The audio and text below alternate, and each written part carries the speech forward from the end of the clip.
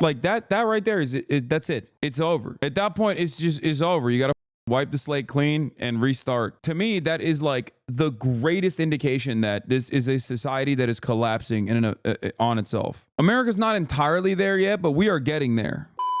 I do want to watch the England video though. Actually, this one, The End of England by Ordinary Things. This summer, my country went to hell, so I decided to follow it all the way to the bottom. Towns across England went up in smoke as gangs of self-proclaimed patriots decided to take their country back by setting fire to it. Their anger was focused on immigrants, legal and otherwise, surrounding hotels. This was pretty crazy. It'll never not be strange that they just did a out and about pogrom against Muslims, and like we just kind of moved past it, but I don't know. Hotels housing recent arrivals and intimidating long-time residents. The sorry display didn't make me feel very patriotic, but then again, nothing much has lately. It's the one thing that everyone in England can agree on. Old place has gone to the dogs, mate. Living standards, salaries, public services, investment, all in decline, while crime, costs, prison populations, and the percentage of human shit in our swimming water spiraling ever upwards. Patriotic? Nah, mate, couldn't be me. But recently I've been wondering if my attitude is part of the problem. After all, how can you fix a country that you're ashamed to be a citizen of? So to kindle some country love in me, Ed, I took a trip to the most iconic natural thingy-mabob in the UK, the White Cliffs of Dover. A symbol of national pride and the last place where England was successfully invaded from. Here, at the end of England, I thought I might figure out where we went wrong. Lock up the borders, Weatherspoons first and also last orders. Don't want them in unless they're good on corners. Lost map for the Weatherspoons toilets.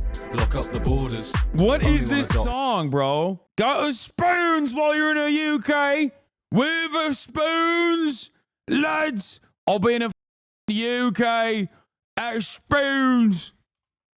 You know it, I'll be at spoons every day, lad. I'll be drinking at England, lads.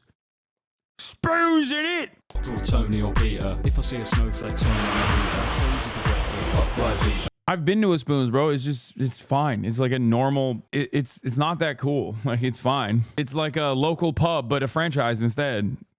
Like I don't understand. It's like people being like, you gotta go to Applebee's, bro. If you come to America, you gotta go to Chipotle or not Chipotle, Chili's. Like I would rather go to a local pub than go to a Spoons, because I feel like Spoons is just like a cheapened version of it, you know? It's like a mass-produced version of a local pub.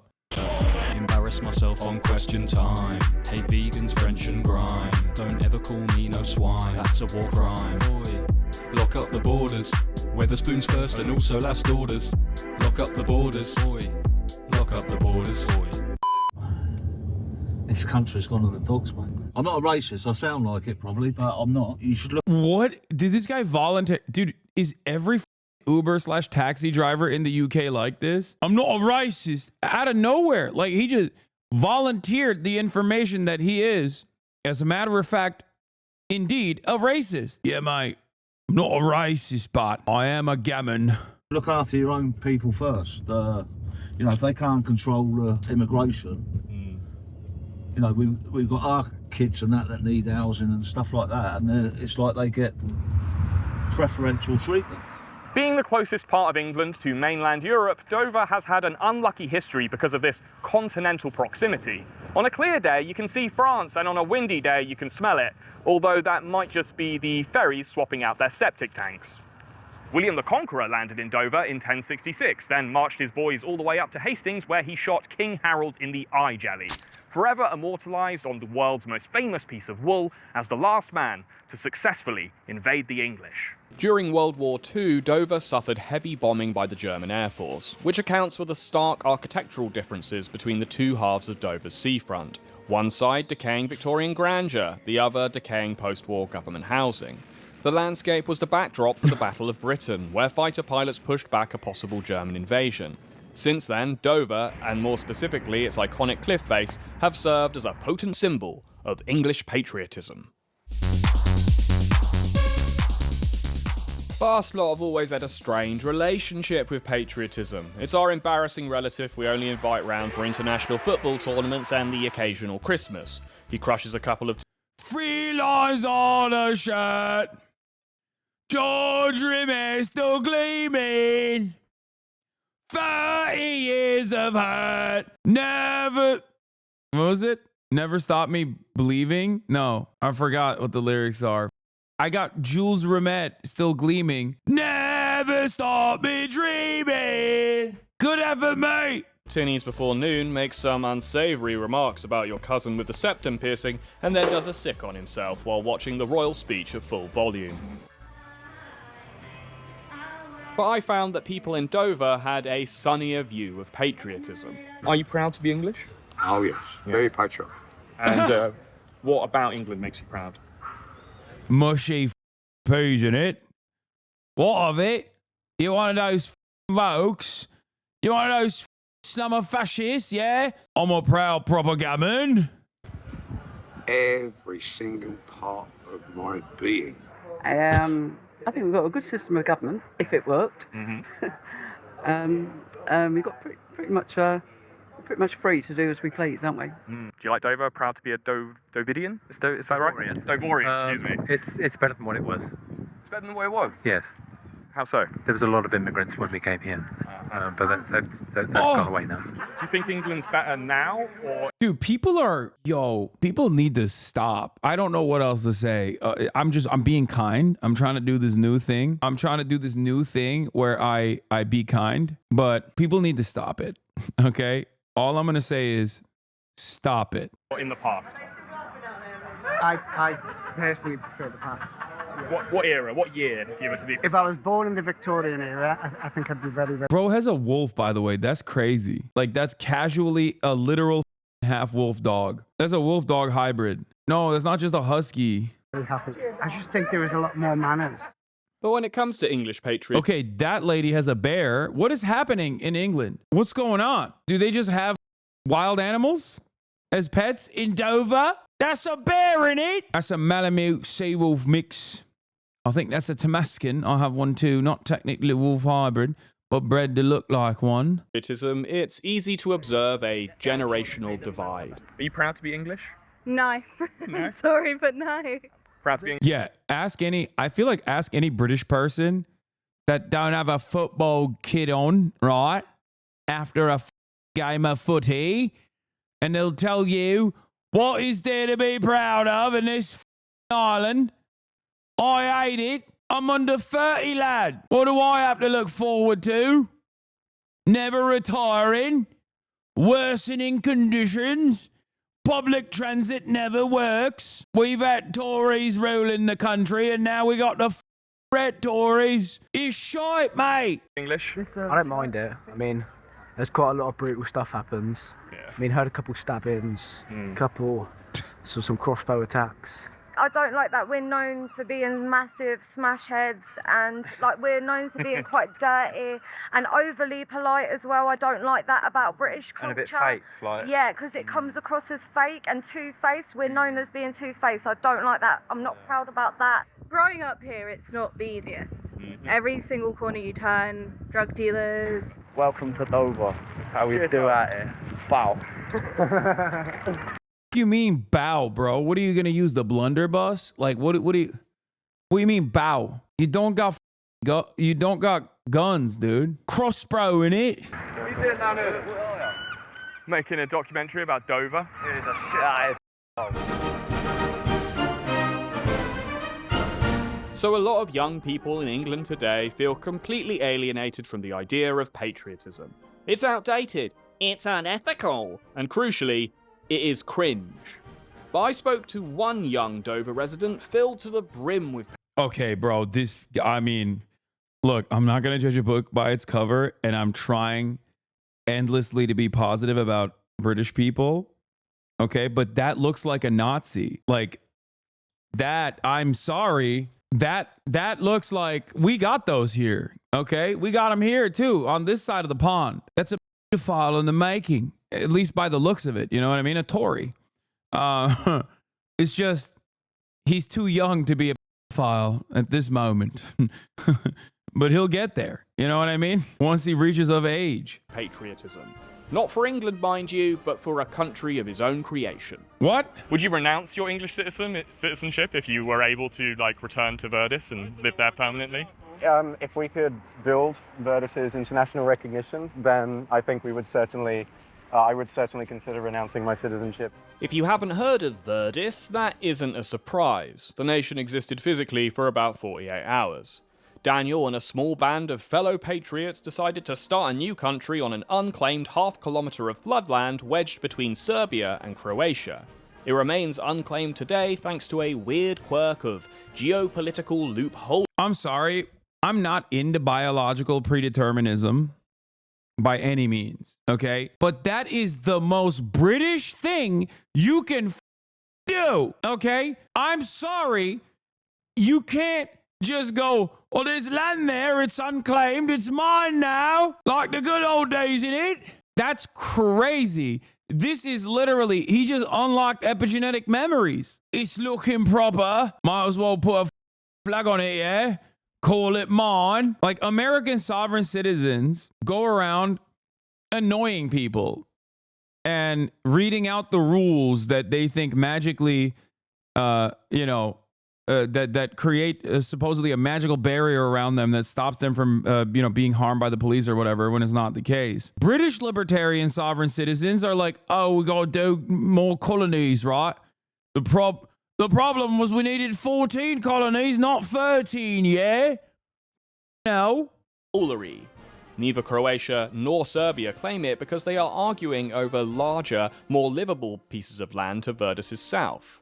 I'm looking forward to hopefully being back on the land at some point, and we did actually go back to Verdis recently. We can't land the boats, obviously, because the Croatian authorities wouldn't allow us, but because it's an international waterway, there was no problem with us doing so.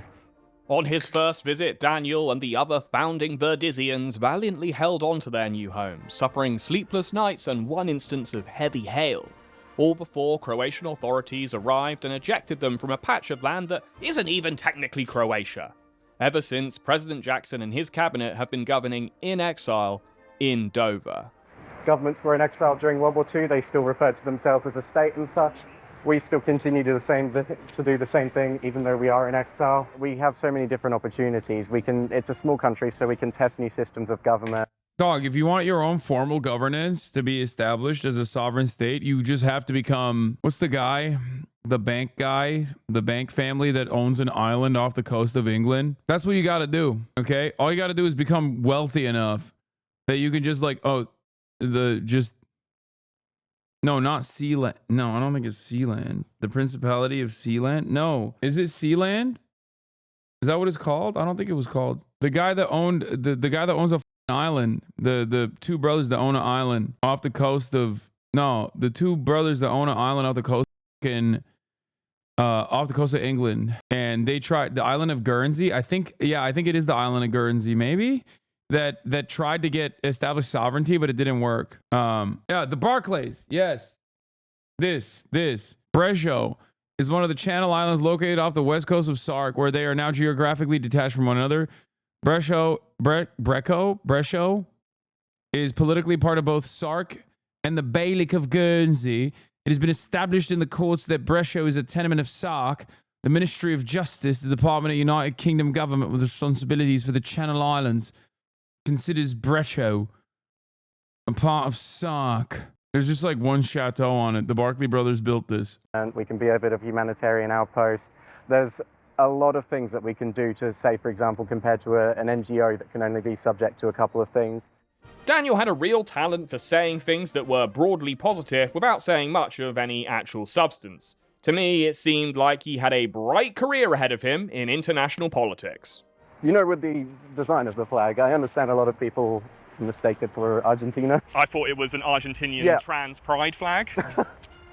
I see. So how many citizens have you got now? We have 399 citizens at the moment, on the exact dot as I checked earlier today.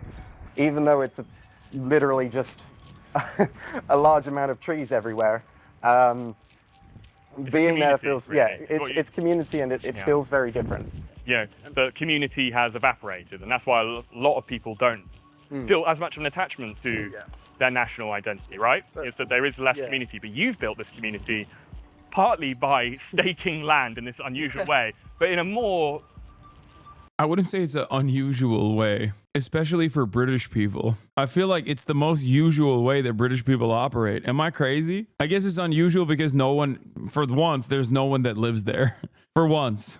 Relatable way to a lot of people, you found a community online, because that's where most of the discussion about this country takes place now, right? Nowadays, yes.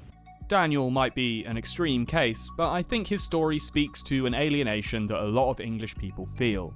In the age of the internet and an ever better connected world, it can be easier to forge a community with people thousands of miles away than with people in your local town or even your own country.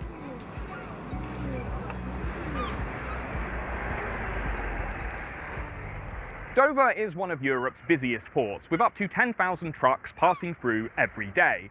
But the town doesn't benefit much from all this traffic. Like many UK seaside towns, it has suffered steep economic decline for the last 20 years. It rarely makes headlines, and when it does, it's probably because part of its iconic cliff face has collapsed, potent symbolism I know, or because of the many asylum seekers and illegal immigrants who arrive on Dover's shores. When polled, immigration and asylum compete only with health and the economy as the issue that the English get most riled up about. But it's also the most polarising issue in the country because of how partisan reporting on the topic is. When it comes to the tragic loss of life during channel crossings, then both sides of the political spectrum are interested in relaying the facts. But this is where balanced reporting on the topic ends. Thanks to this channel's long-time sponsor, Ground News, this divide is made starkly clear. They're an app and website I use to challenge mainstream media's reductive narratives on the most nuanced issues we face today. Their platform gathers related news in one place and then points out political bias or corporate backing that may be skewing or suppressing the facts. Time and again, the Ground News blind spot feed shows that stories about illegal immigration are the near-exclusive domain of right-wing media. Even when Oxford University publishes a politically neutral study finding Britain has the most illegal migrants in Europe, is completely ignored by the left-leaning press. It's easy to write this news off as just another example of hostile political discourse.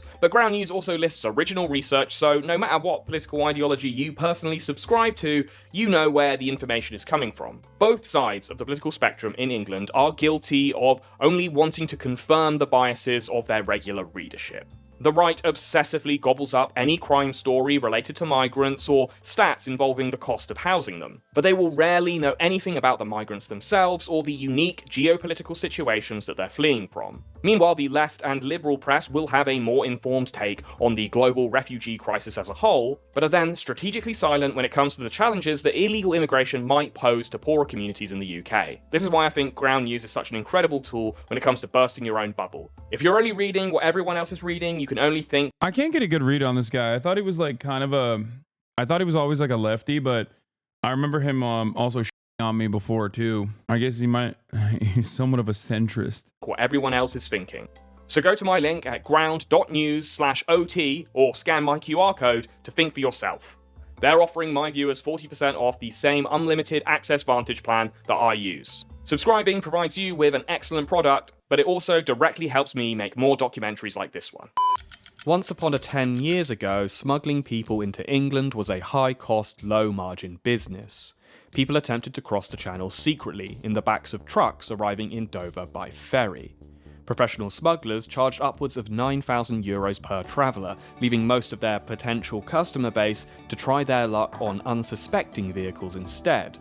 At the time, only around 12,000 people were detected crossing every year. That all changed after Brexit, when security checks tightened. He's adjacent to the weird drama YouTube circle with Kima Muda.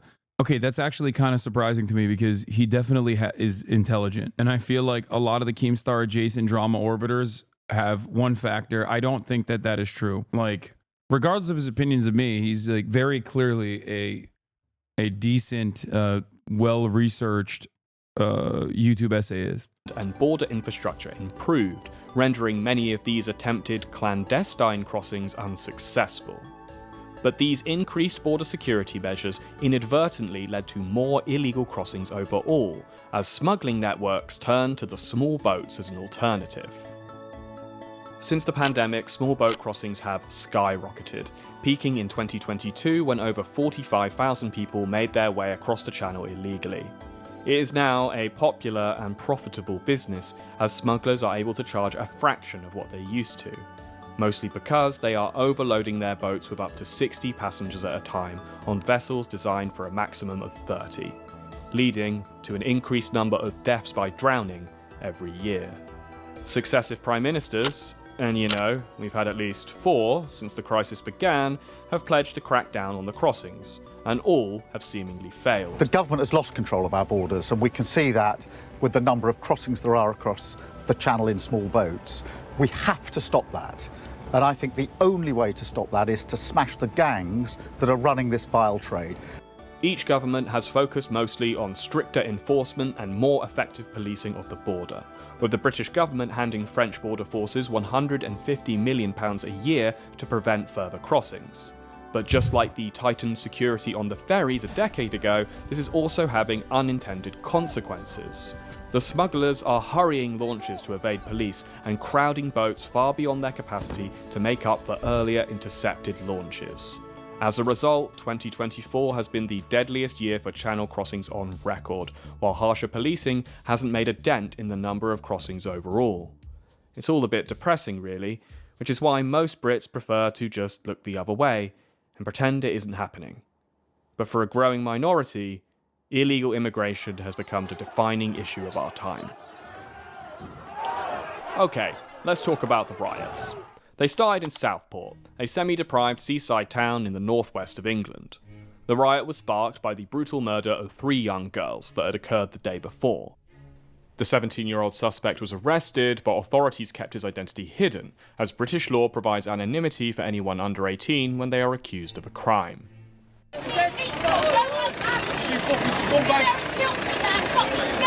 But this allowed online rumours to run rampant, as foreign news aggregate sites and anonymous Twitter accounts spread the rumour that the suspect was a South Asian asylum seeker who had arrived via small boat the previous year.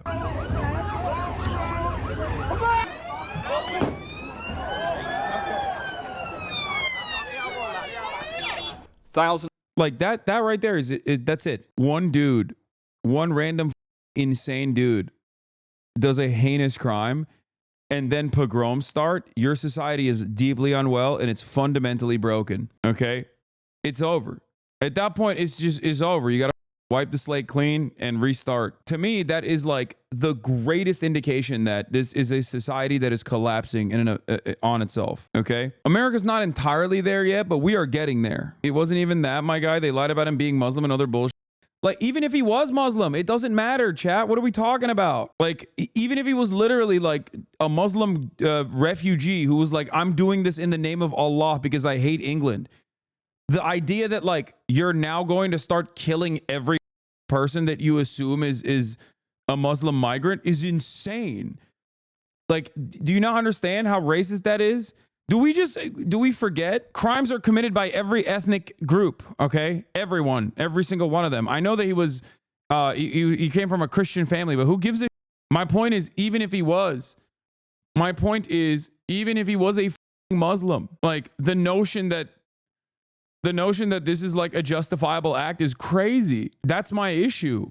My issue is racism, like fascism that breeds off of the racist tribalism in a society that is like deeply, deeply disordered. It's not even just collective punishment either. I mean, collective punishment inherently is just bad. It's not appropriate. But it's also collective punishment dished out by mob rule. That's it. It's a pogrom. And if you don't look at that and understand how seriously f***ed up everything is, and you just like try to brush it under the rug, you know, try to sweep it under the rug and be like, oh, it's fine. This was a one-off. Let the racists like do one little pogrom. It's fine. It'll be okay. And then we'll stick the cops on them. Like, without seriously examining how we got here. It's gonna happen again. Thousands of rioters gathered at Southport's only mosque, where projectiles were thrown at police and 50 were injured. While this guy got his dick and head bricked in a moment of perfect comic timing. This was amazing. Shot out to offer the nation a moment of slapstick solace, you know, among everything else that was going on. 2 days later, public interest was deemed significant enough that the real identity of the suspect was released, but by then the fires in Southport had smouldered and spread to other parts of the country. A small-scale demonstration followed in London. Like, do you see what I'm saying? Like, even if he wasn't like a Rwandan, it wasn't born to like a Rwandan Christian family in the Welsh part of the UK. Like, even if his name was like Ahmed Mohammed and he was directly from Syria, the idea that like every single Syrian refugee or every single person that's like Muslim looking deserves to be like violently purged from the ranks of the nation is insane. Okay, like I hope people understand that. The Welsh part of the UK, brother, you mean just Wales? Yeah, that's what I meant. Wales. Like that in and of itself is just racism. That's what it is. And a lot of people look to that to be like, I'm rationalizing my racist opinions by saying, no, we have to do that. What would you say to convince someone that these movements are completely fascist and based on completely exaggerated information and not a genuine plea for national security? What? A genuine plea for national security? Brother, they're making the nation insecure. Like if someone looks to these ammons running around lighting cop cars on fire to do what? Purge the nation of immigrants? If you consider that to be like a genuine plea of national security, you're out of your mind, you know? And before people go, well, what about the Black Lives Matter protests that turned into riots from time to time all around the country? It's like, yeah, okay. In that circumstance, that is an anti-government protest that is actually understandable and worthy, okay? That is a protest specifically against the police forces that disproportionately target and kill American citizens in a nation where cops kill more than 1,000 people every year. They kill 10,000 dogs and other pets every single year, okay?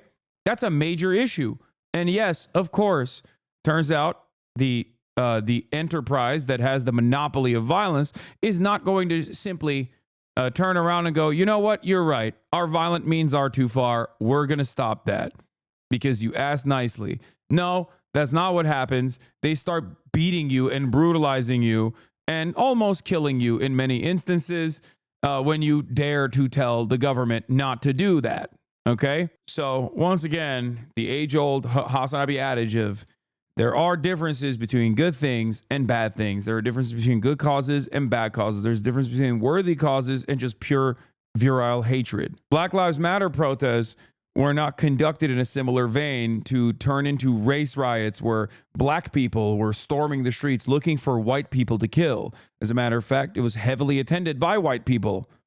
And it was against the police force. This, on the other hand, is dumbass fascists running around, roaming the streets, looking for migrants. They literally lit on fire the entrance of a hotel that they knew housed migrants. It's insane. Outside Downing Street, where 100 protesters were arrested.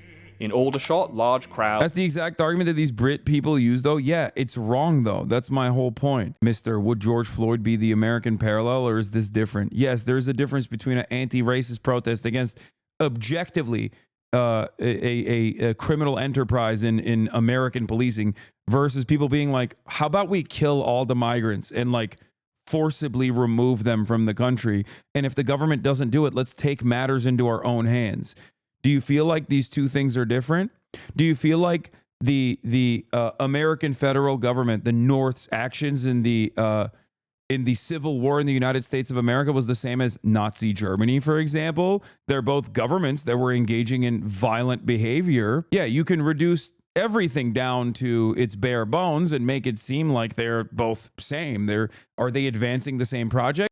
No, that's what you have to look at. Crowds gathered outside a hotel housing asylum seekers, while in Hartlepool, private homes were vandalized and a police... There are protesters burning the world and you're out here winning anti-Semite of the Year law? Yeah, except those protesters are trying to kill Muslims, okay? So they would never win anti-Semite of the Year. They would win pro-Israel award if there was one to be given out like that. The car was set on fire. We want your country back.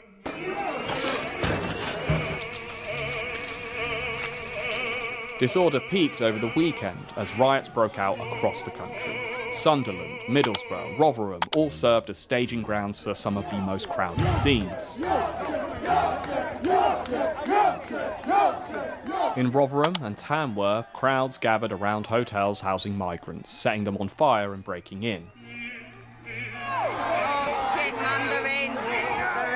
While in Middlesbrough, rioters again targeted private homes, cars and the Crown Court building. That weekend was the most violent and most widespread case of civil unrest in England since the 2011 riots, a much more explosive event in terms of criminal damage, injuries and fatalities, sparked by the police killing of Mark Duggan.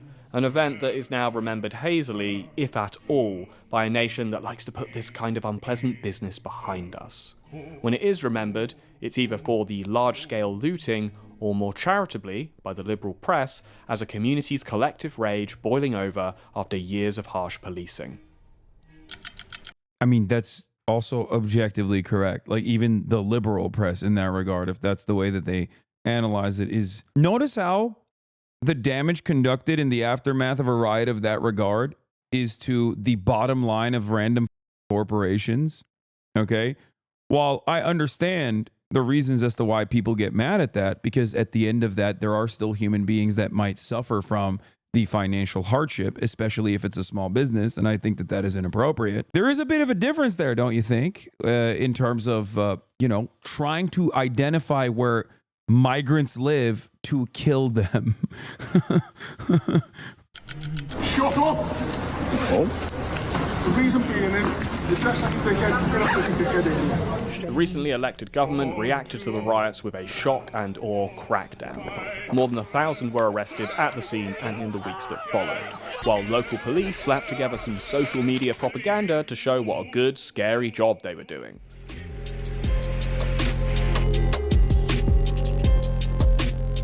I utterly condemn the far-right thuggery we've seen this weekend. The government labelled the rioters as far-right, a designation... Lock 'em up, mate! What are you doing then? Do your job, right? Or is it only that you like to starve children, kid starver? Club 'em all, mate! ...that the London media class obediently copied and pasted into their headlines. But was this strictly... Was this not a far-right Wait, what? ...accurate? National newspapers and government ministers blamed the EDL for the riots, a far-right gang of football hooligans that's been inactive for nearly a... Weren't you celebrating when this dumbass Red Tory won the election? No.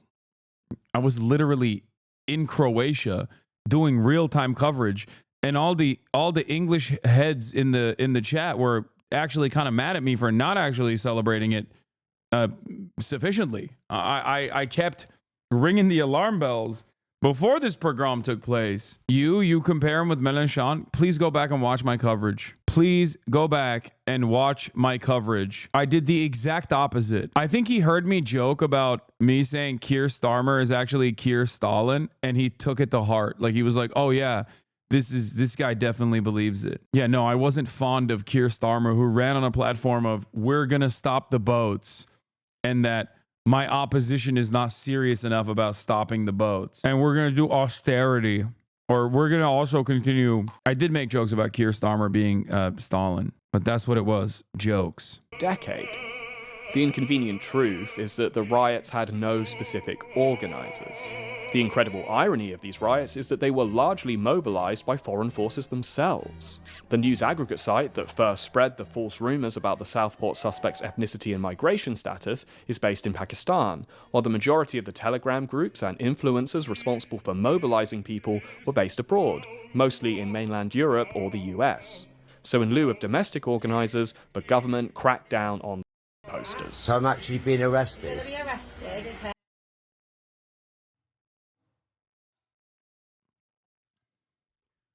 Dog, the people on the ground that were primed into defending England, okay, were not like random Russian spies. They were just like the dudes that you see at Spoons, right? Proper reform, mate. Proper reform supporters. Okay. Right. Take that to the police station. Right. You, okay. This is in relation to some comments that you've made on a Facebook page. Your coverage of Keir Starmer. The UK is following the path of US politics.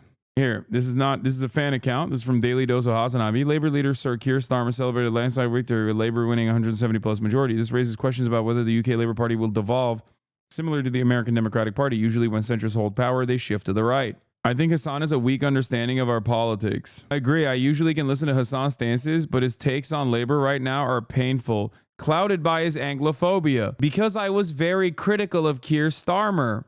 The only way that the Labour would ever lose this, instead of the insane landslide victory that they're supposed to get in this circumstance, like their opposition, once again, has recycled leadership unceremoniously. Is this this? Privatization.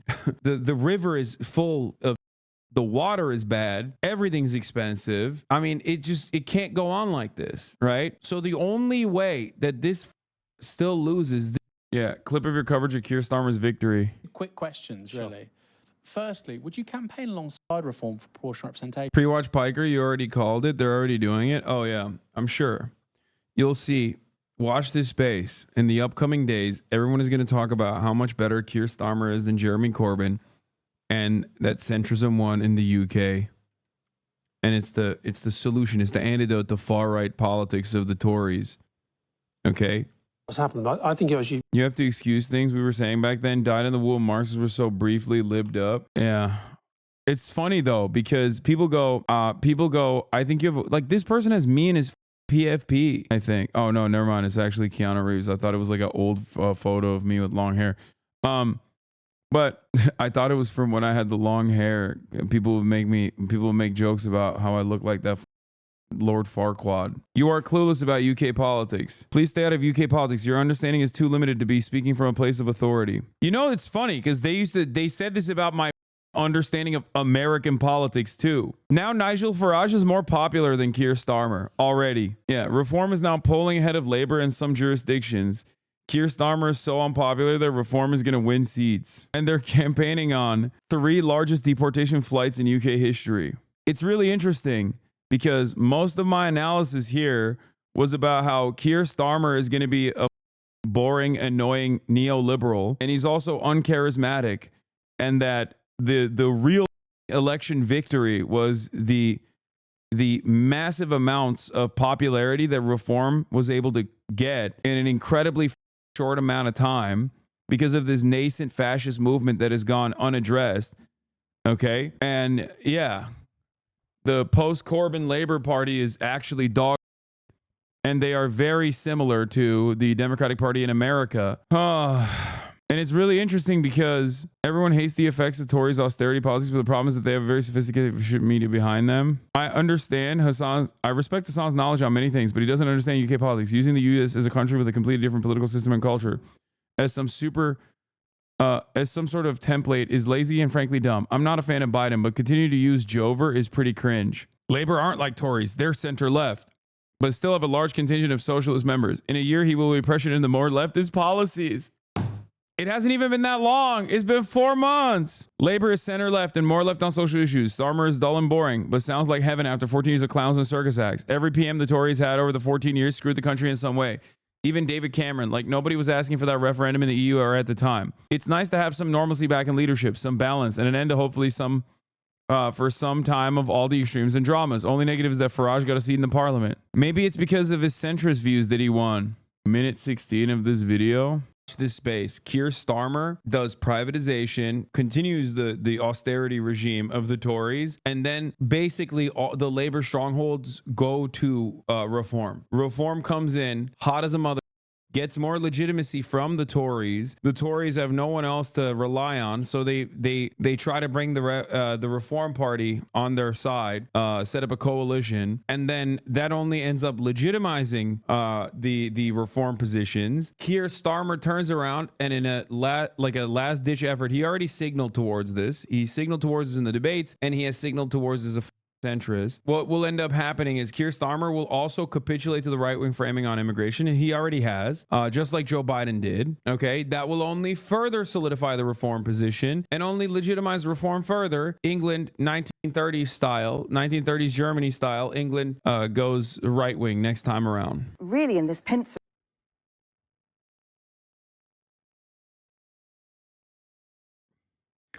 The thing is, my naysayers make this kind of shit sound sweet. It's not. It's not that insane. It's not like that crazy of a prediction. I'm just looking at patterns throughout history and applying the same analysis that I apply usually. And yet, ironically enough, there were still hella people being like, dude, you're out of your depth.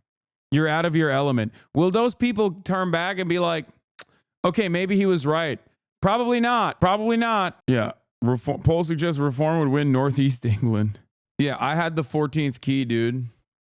Yeah, it's not particularly brilliant. Like, these opinions are not that crazy. I'm just saying. North England has always been racist. At least stop. The idea that like people are intrinsically racist and unsalvageable is silly, okay? It's silly. That's a nonsensical, silly position. You can't create winning governing coalitions with that mentality.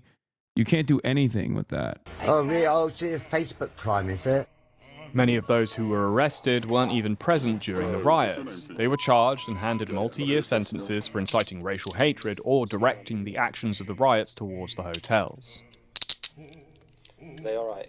Yeah, essentially he was telling people on Facebook to go and attack a hotel in Leeds housing asylum seekers. He didn't actually take part in that action. We understand he was at home with an injured foot, but it was his messages online that were seen by his friends and other people they shared those posts with. Every man and his dog should smash the out of Britannia Hotel in Leeds. That were at the root of his sentencing. The sentence that I pass has been reduced by 1/3 to reflect your guilty plea.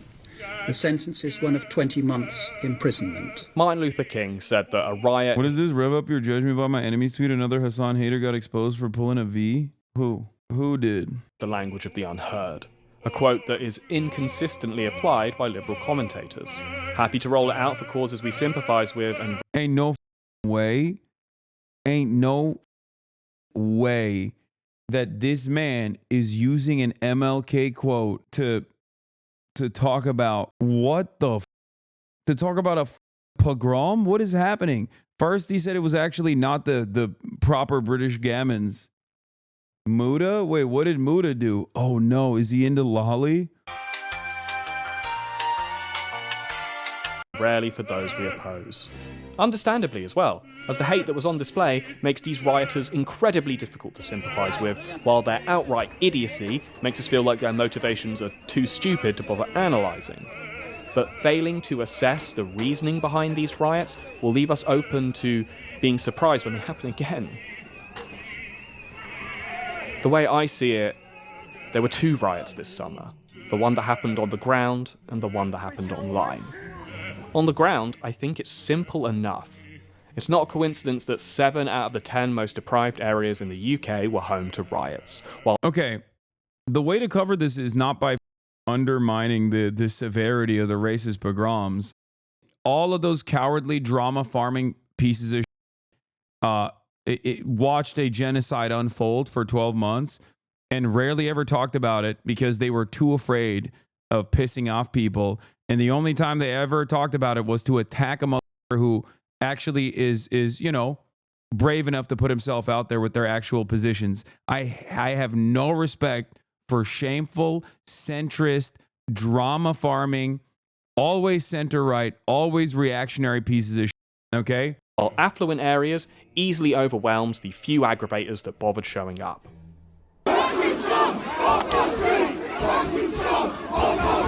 Now, are these guys idiots? No doubt. Are they bigots in large number? Yes. But many were also just drunks, opportunists, or children. Calling them all far right is an oversimplification that dismisses any hardship that these communities are dealing with. These are Dog, you got a dude that is holding up a Rushmore is the new Rwanda sign. At least cut to some B-roll that shows like reasonable humans that are experiencing economic hardship before making this argument.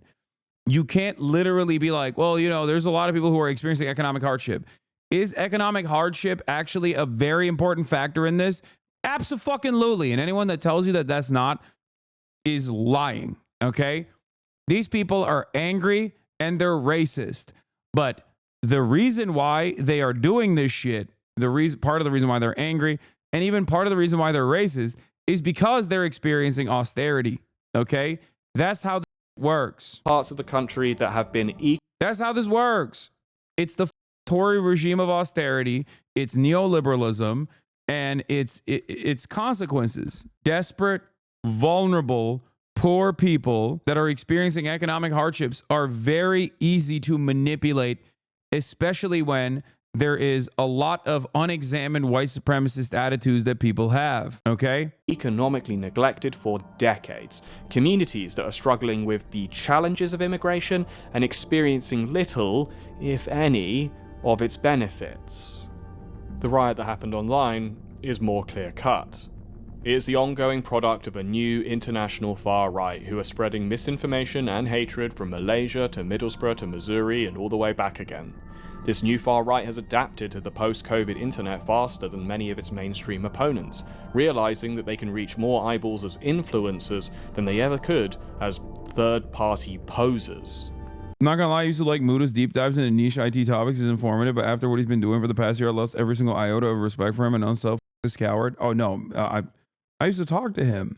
The former leader of the EDL, Tommy Robinson, has rebranded himself as a citizen journalist, reaching a worldwide audience now through Twitter and podcast appearances.